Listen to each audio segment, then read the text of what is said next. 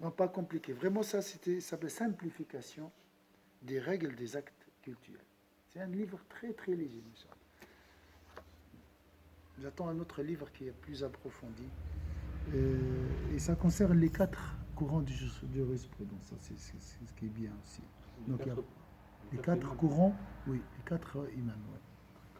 Courants de jurisprudence. Le madhab al-arba, mais avec beaucoup de facilité. Deuxièmement, l'élimination de l'impureté. Lorsqu'une impureté touche le corps du musulman, ses vêtements ou autre chose, il doit impérativement l'enlever. Si l'impureté est perceptible, elle doit être éliminée ponctuellement. Si elle ne l'est pas, le musulman doit laver approximativement l'endroit. Est-ce que c'est clair ici? Si j'ai des doutes, je ne vois pas la saleté. Je fais comme ça, c'est tout. Si je la vois, s'il est perceptible, donc je dois enlever vraiment ponctuellement. Je dois, elle doit être éliminée ponctuellement.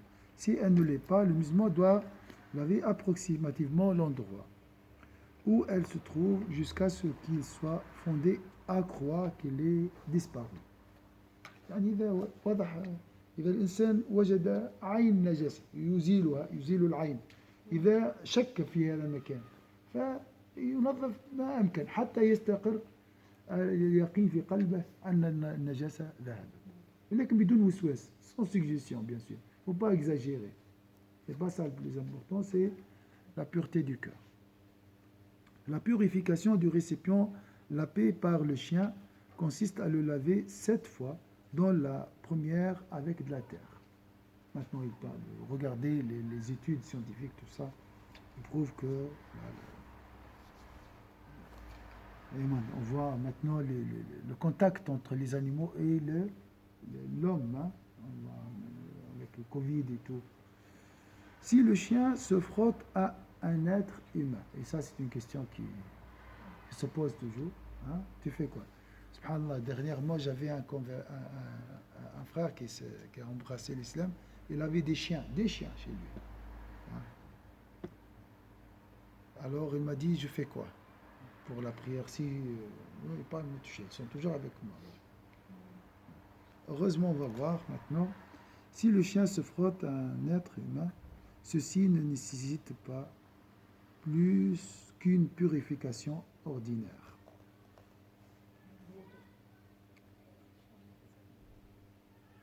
Hein? Alors, changer les habits et faire les ablutions. Alors, regardez là. Ça, c'est l'avis de ceux qui estiment que le chien est entièrement impur. Par contre, les Malikites et les Hanafites n'exigent aucune purification, et heureusement particulière, du fait que le corps du chien est pour eux un élément pur. Le corps. La salive, elle est pure. La salive est pure. Mais pour la nourriture, on doit nettoyer le récipient. C'est une question d'hygiène. Il n'y a pas de problème. Oui. Mais pour le récipient, ça c'est c'est spécial, si je peux dire. Est-ce que c'est clair? يعني لو si un chien touche une partie de tes habits, tout ça, il n'y a pas de problème. Selon les Malikites et les Hanafites, la salive est pure, l'animal est pur. Mais si le récipient est lapé par un chien, là, on doit laver le récipient 7 fois, dont la première avec de la terre. Un récipient où l'on mange. On mange, le récipient on mange, hein. On l'utilise pour manger.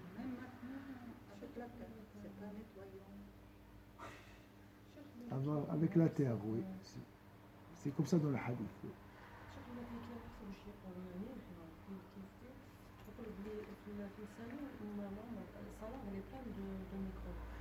Donc, quand il lèche la personne, elle doit laver 7 fois et la 7e avec la terre. Donc, c'est sa salive qui contient beaucoup de microbes. C'est pas sa peau, mais c'est sa salive. sa salive, mais dans un récipient. Éviter le contact de manger. Selon l'école Maliki, c'est pas selon Shafi'i et tout ça, c'est différent avec le Shafi'i, non? Oui, c'est différent avec Shafi'i. Ouais, peut-être à la population.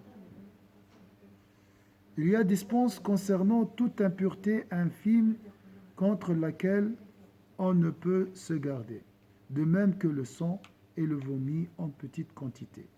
La purification de l'urine du nourrisson garçon qui ne mange pas encore d'aliments nourris exclusivement du lait, il suffit alors de l'asperger d'eau sans avoir à le laver.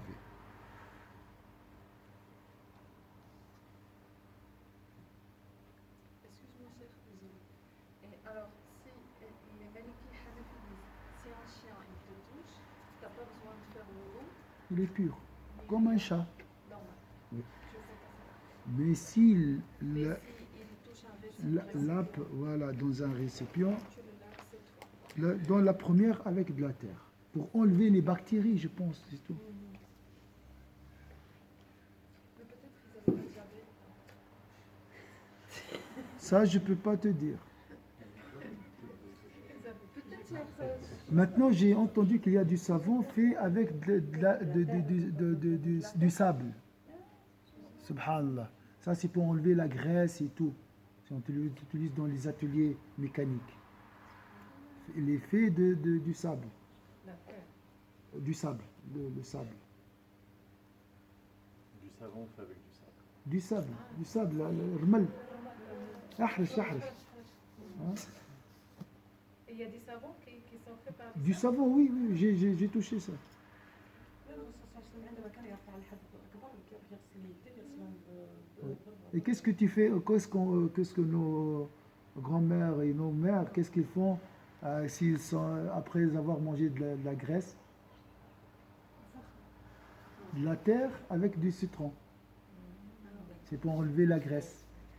C'est très efficace, mieux que le savon. Il n'y a pas de produits chimiques. Faire ton travail, il t'amène à des maisons avec des chiens.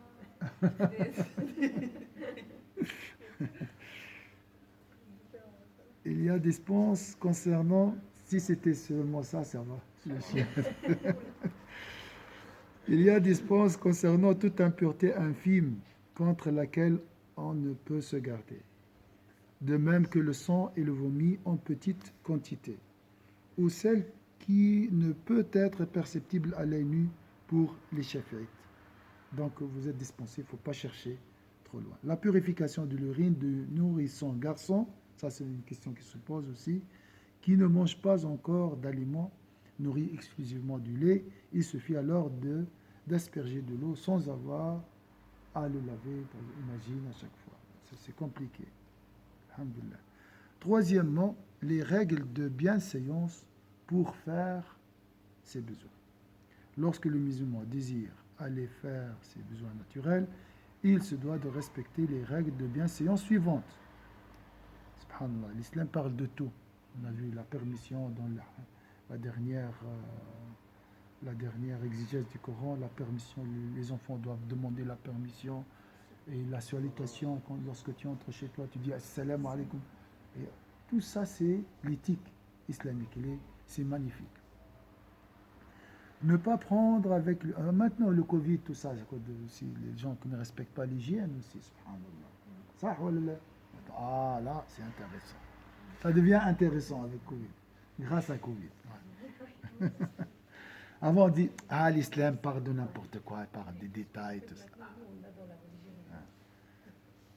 Ne pas prendre avec lui toute chose portant le nom d'Allah, sauf s'il craint de la perdre.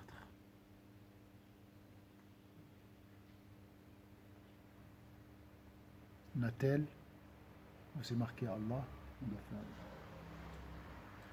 faire. Le Natel, il ne faut pas ouvrir le Natel. Il ne faut pas regarder le Natel dans les toilettes.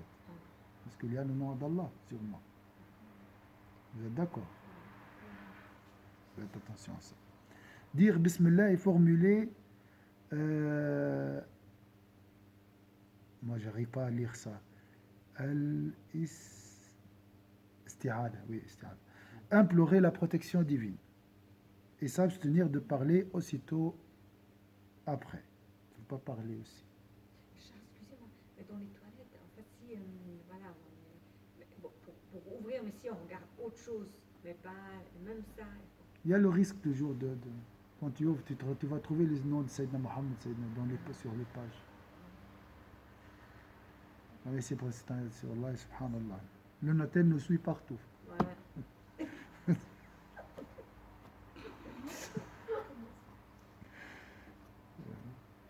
Éviter d'avoir la qibla. Bon, ça c'est, alhamdoulilah, en face de soi, en derrière ou derrière le dos. Il est du devoir des musulmans de prendre en considération cette règle en construisant des toilettes dans leur maison. Subhanallah, notre religion, c'est un mariage entre le judaïsme et le christianisme. Il y a les règles, mais pas trop. Il y a la spiritualité, mais pas trop aussi. Donc si tu construis, là tu peux te faire le... Mais nous, on a des maisons louées, donc là, dans ce cas-là, j'ai pas le choix. En plein air, ne pas faire ses besoins sur la route, dans les endroits où les gens viennent chercher l'ombre, dans la forêt, tout ça, on doit faire, ou dans les territoires, des terriers d'animaux. Subhanallah, le respect de la nature. Cher, en fait, ça, ce que vous avez dit, les toilettes doivent être à l'extérieur de la maison, c'est ça que vous avez dit? Non, pas dans la direction de la qibla, pas dans le dos ni en face. Ne pas uriner en position debout, sauf si on est à l'abri d'éclaboussures. J'ai pas compris. Voilà. Donc, c'est pas interdit, mais voilà. Éliminer l'impureté se trouvant sur les deux voies naturelles avec de l'eau si celle-ci est disponible, ou avec n'importe quelle matière sèche qui n'a pas de sacralité. Ceci est un devoir. Comme le papier, par exemple, dans les endroits où il n'y a pas de l'eau, on peut utiliser du papier. Alhamdulillah. Regardez comment l'islam est compatible. Subhanallah. Pas de difficulté. Hein? Allahu Akbar. Allah, subhanallah. Après, après c'est autre chose. Là, celui qui cherche la difficulté va la trouver. La trouvera. Hein? Et sa vie devient terrible. Parfois, c'est pas l'ignorance aussi. Hein? L'ignorance aussi. L'ignorance, oui. Ne pas nettoyer avec la main droite, ensuite laver les mains avec de l'eau et du savon si ceci est disponible. Bien sûr, il y a des gens qui n'ont pas les moyens, ils utilisent la terre pour nettoyer. Avancer le pied gauche en entrant aux toilettes en disant Alhamdulillah. Il y a un doigt. أعوذ بك من الخبث والخبائث ونعوذ بك ربي أن يحضرون. Seigneur Dieu, je cherche protection auprès de toi des diables mâles et femelles, et je cherche protection auprès de toi contre leur présence. Il ne faut pas expliquer ça à vos enfants, sinon ils ne vont plus aux toilettes. Donc, c'est Allah qui sait, c'est le monde invisible, subhanallah. Là, On dit ça le soir, la nuit. en fait, le khobth, il Voilà. paraît que c'est deux genres de diables qui existent dans les toilettes. La nuit. Non, pas toujours. Toujours. Ok. Ils habitent là-bas, ils sont là-bas toujours. Et pour sortir, c'est un autre doigt. Hein. Ayat Oda, oui. Mais l'explication là, ça fait peur aux enfants. Les mâles, les femelles vont imaginer, ils vont pas. Mais déjà, qu'on leur dit qu'ils font un cauchemar, hein, tu dis, là, elles commencent encore à avoir peur. Elles disent, l'autre jour à côté, mais quand vous dites que, dit un sourate, dit la kalma, elles ont dit, ah, mais on a encore plus peur. Alors là, tu dis quoi? Le doigt attire les anges, protecteurs ou protectrices. Elles savent, mais... Parle des anges alors. Et je cherche protection auprès de toi contre leur présence, parce que c'est les anges qui chassent les démons, ou la présence des anges. Puis avancer le pied droit en sortant en disant Ghufranak, ton pardon au Seigneur. Et on oublie, subhanallah, ça. C'est bien le rappel, subhanallah. Sortir par le pied droit. droit en disant Ghufranak. Oh Allah, pardonne ton pardon au Seigneur. Chef, est-ce qu'il y a un livre des anges que toi t'aimes tu connais un Livre sur les noms des sur anges. les, non, Ah. pas sur les anges, parce qu'il y a le type d'anges, qu'est-ce qu'ils font, Non, j'ai lu ça dans le Ihya. Il a parlé de quelques-uns. Il a nommé les noms des anges. Subhanallah. Ah, tu te rappelles? C'est horrible, hein, les noms des anges. Pas des anges. Des diables. Des diables qui incitent à la colère. Les diables qui incitent à faire le haram. Ils sont le mariage qui sépare chaque. Ils ont un nom. Ils ont des noms particuliers. Ils sont très, très, très, très laids, les noms. Horribles, les noms. En arabe. Alors, chapitre 3, les menstrues, les lochis et l'état de Janab. Les menstrues correspondent au sang qui sort de la femme en bonne santé. La durée minimale des menstrues est un jour et une nuit pour les Shafi'ites, 3 jours pour les Hanafites. La durée habituelle est de 7 jours. La durée maximale est de 10 jours pour les Hanafites, 15 jours pour les Shafi'ites. Si l'écoulement du sang persiste au-delà de sa période maximale, la femme est considérée atteinte de métrorragie. Istihara, on appelle ça. Les lochis correspondent au sang qui sort de la femme suite à l'accouchement. Les lochis n'ont pas de durée minimale. Il n'y a pas la question de... Dans la tradition, c'est 40 jours, ils disent. Il n'y a pas cette histoire. Ils n'ont pas de durée. Hein? Oui, moi j'ai pensé 40 jours après l'accouchement. C'est pas vrai. Il n'y a pas de durée minimale. La durée maximale est de 40 jours. Conformément au hadith de Salama, les femmes en période de lochi, Nufasa, au temps du prophète sallallahu alayhi wa sallam, restaient au repos 40 jours après l'accouchement. À l'exception, voilà. Pour les Shafi'ites, la durée maximale des lochis est de 60 jours, considérant que les 40 jours mentionnés correspondent à leur durée habituelle. Toute personne devient en état de janaba par les rapports sexuels ou par l'émission de sperme pendant le sommeil ou en état d'éveil. La femme atteinte de menstrues ou de lochi ne jeûne pas et doit récupérer les jours manqués du mois de Ramadan. Elle n'accomplit pas la prière et n'a pas à rattraper les prières manquées. Il lui est interdit, ainsi qu'à son mari, d'avoir des rapports sexuels. Il ne lui est pas permis, ainsi qu'à l'homme en état de janab, d'accomplir les circumambulations, le tawaf, autour de la Kaaba, ni de toucher la copie du Coran, Mus'haf, ni de le porter, ni de réciter le Coran, sauf s'il s'agit d'invocation ou de basmala, ni de demeurer à la mosquée. Il y a quand même des détails ici, donc pour la lecture du Coran, sur une tablette. Qu'est-ce que il y a aussi rester dans la mosquée pour la femme qui a des menstrues aussi. Il y a une divergence entre les ulama sur ce sujet. Sur rester à la mosquée, on avait vu la fatwa, ça fait 5 ans. Oui, on a vu. C'est Taïmia, je crois, un autre savant a permis aux femmes de rester en état de menstruer dans la mosquée. Il n'y a pas de problème. Alhamdulillah, c'est une facilité, heureusement. Ni de demeurer à la mosquée, de même qu'il est interdit de toute personne se trouvant en état de janaba d'accomplir la prière, contrairement au jeûne. Il peut jeûner, mais il ne peut pas prier. Chapitre, je ne sais pas ça, 6 ou 7, je ne sais pas. V avec un romain. Avant ou après? Avant. Avant le V? Avec 4. Al-Ghusl, 10 minutes, Inch'Allah. au fait de répandre de l'eau pure et purifiante sur tout le corps. Sa légitimité est tirée du verset « Et si vous êtes en état d'impureté, alors purifiez-vous ». Premièrement, les cas qui exigent le ghusl.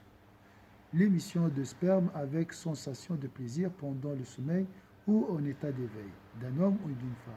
Conformément à la parole du prophète sallallahu alayhi wa sallam, l'eau exige l'eau. Rapporté par Sayyidina Muslim. Que la société de lui. Les trois imams s'accordent sur ceci. Par conséquent, le ghusl n'est pas obligatoire si le sperme venait de sortir sans désir, à cause de maladies, de froid, de fatigue et de cas similaires. Donc, Shafi'i, quant à lui, estime que le ghusl est obligatoire s'il y a émission de sperme, même s'il n'est pas accompagné de sensations de plaisir. 2. Les rapports sexuels, même sans émission de sperme, conformément au hadith, lorsque le membre circoncis pénètre le membre circoncis, les grandes ablutions deviennent obligatoires. La cessation des menstrues et des lochis, conformément au verset, et ne les approchez que quand elles se sont purifiées, et alors vous pourrez avoir des rapports charnels avec elles. 4. Quand le musulman meurt, il est obligatoire pour les vivants de lui faire le ghusl conformément au hadith, lavez-le avec de l'eau et de jugibier. Est-ce que c'est clair? Le ghusl. C'est quoi le Ghusl ghusl maït. jujubier? Jugibier, sidr, je crois. Sidr. Sidr, je pense. Hein? Je peux montrer que Ah. c'est Hein? C'est- Oui.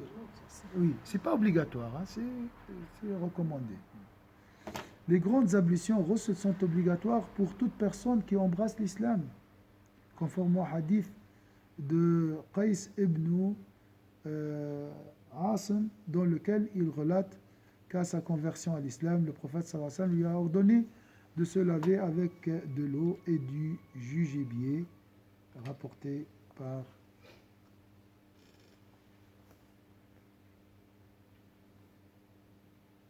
Pour les Hanafites, il n'est pas obligatoire de faire le ghusl, de la conversion. Non, pour les nouveaux convertis. Mais il est recommandé. C'est un avis. Voilà. Deuxièmement, cas de ghusl recommandé. Il est recommandé de faire. Vous voyez, c'est simple, c'est joli ce livre. Moi, je l'aime beaucoup. Il est très simple. Hein. Dans d'autres livres, le ghusl, tu trouves des détails. Hein. Deuxièmement, cas de ghusl recommandé. Il est recommandé de faire les grandes ablutions dans les cas suivants. Le jour du vendredi, conformément au hadith, lorsque l'un de vous se rend à la prière du vendredi, qu'il accomplisse les grandes ablutions ghusl rapportées. Il est recommandé d'effectuer le ghusl juste avant de se rendre à la prière du vendredi. Ici où il y a une divergence, on peut la faire après le fajr, si je travaille par exemple.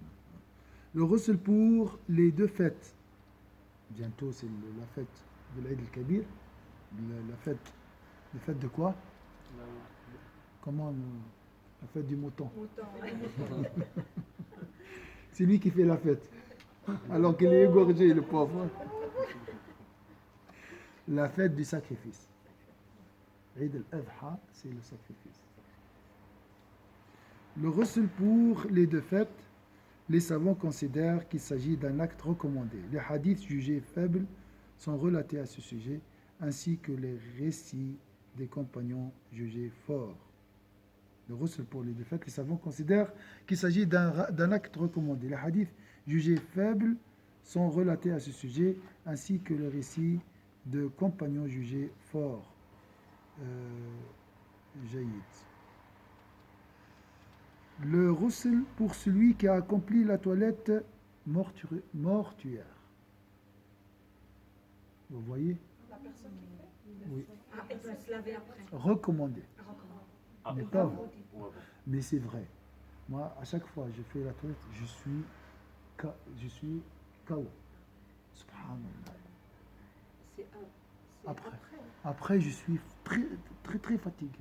Là, on parlait de... J'ai fait, ça prend pas, c'est pas question physique, hein.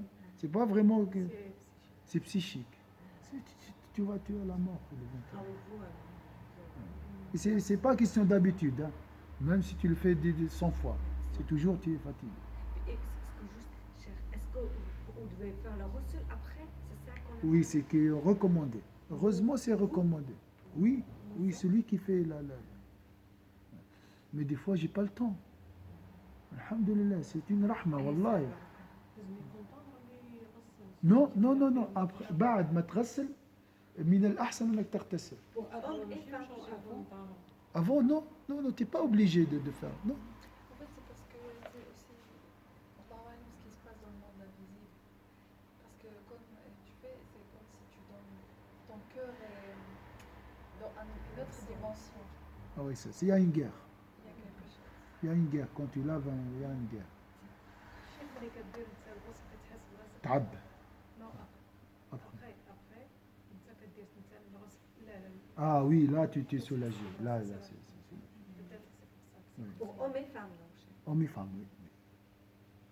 Vous faites, qui fait le reçu? Personne? Il faut apprendre. Tu as fait, oui, c'est bien. Au moins, il faut le faire une fois. Oui, ça fait peur au début, mais après, c'est fini. Voilà, tu ne fais rien le moins.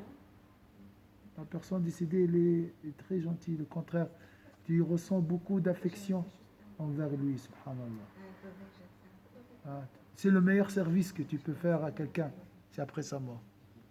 أحسن شيء تقدمه الميت هو أن تغسله. يفرح pour les sœurs qui veulent, il faut juste dire à Warda. Oui. Warda, elle a toujours besoin des gens. C'est le courage de toucher la mort qui te rend بارد cher. Il est vivant. Il est vraiment Oui, c'est froid, c'est tout. بصح courage لازم تخاف من البرد. بارد السنغ انا فاهمه ماشي كيما البارد بين الزوج سبحان الله يعني. صحيح صحيح. الإنسان مختلف. Il est différent. C'est juste l'inconnu. On a peur de l'inconnu.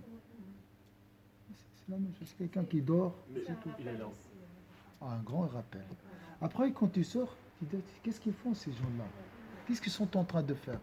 Lui, il est avec une voiture, l'autre, il court. Tu reviens vraiment dans un quart d'heure après.